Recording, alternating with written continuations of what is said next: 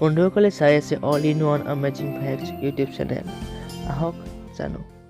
আপোনালোকে নিশ্চয় ট্ৰেইনত উঠি পাইছে, নাইবা আপোনালোকৰ ট্ৰেইনত উঠাৰ অভিজ্ঞতা নিশ্চয় আছে।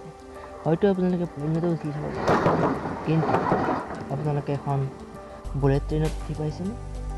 যদি পোৱা নাই, এই ট্ৰেইনখনত উঠাৰ নিশ্চয় আপোনালোকৰ সপোন আছে, আৰু এই সপোন বাস্তৱায়িত কৰিবলৈ আপোনালোকে বিচাৰি আছে।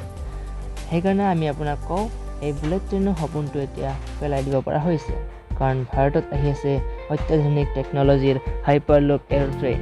এই ট্ৰেইনখন বুলেট ট্ৰেইনতকৈও অধিক স্পীডি। হয় বন্ধুসকল, ভাৰতত নিৰ্মাণ হ'বলৈ গৈ আছে এই অত্যাধুনিক টেকন'লজিৰ হাইপাৰলুপ 1 ট্ৰেইনখন।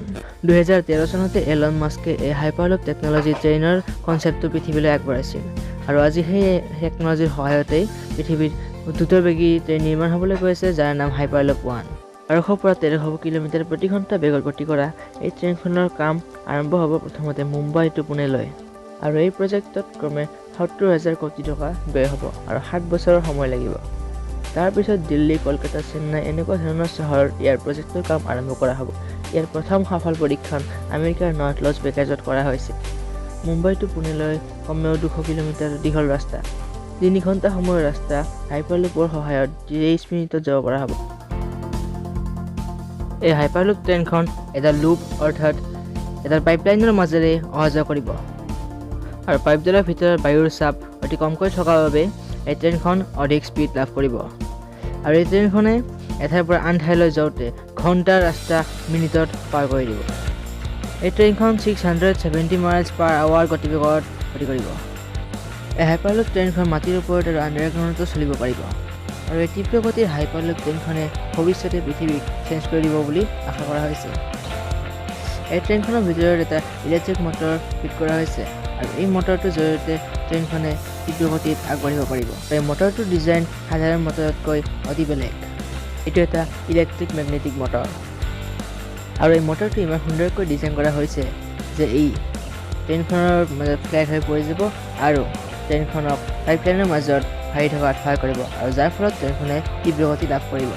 আপোনালোকে স্ক্ৰীণত চাব পাৰে কেনেকৈ এই মটৰটোৰ জৰিয়তে ট্ৰেইনখন হাৱা ভাহি থাকিব, আৰু ট্ৰেইনখনৰ গতি অতি তীব্ৰ বেগত হ'ব, যিটো আমাৰ সাধাৰণ ট্ৰেইন আৰু এৰোপ্লেনৰ কাৰণে সম্ভৱ নহয়।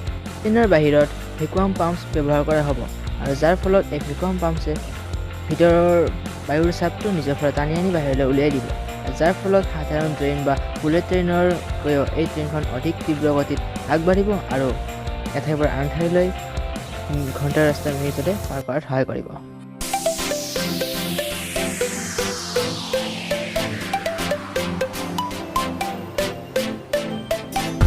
আপোনালোকে ভাবিব পাৰে, এখন তীব্ৰ গতিৰ ট্ৰেইন যেতিয়া চলি থাকিব তেতিয়া তাৰ ভিতৰত যাত্ৰী কেনেকৈ বহিব পাৰিব, কোনো এফেক্ট নহ'ব নেকি?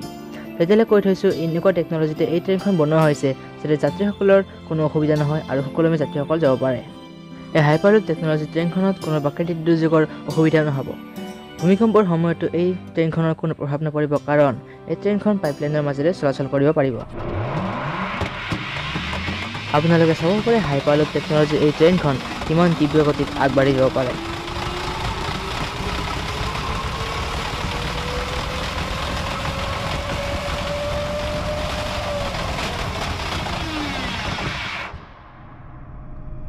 এনেকুৱা এটা স্পীড যিটো অইন ট্ৰেইন বা বুলেট ট্ৰেইনৰ কাৰণেও সম্ভৱ নহয়, যিটো এয়াৰপ্লেনৰ কাৰণেও সম্ভৱ নহয়।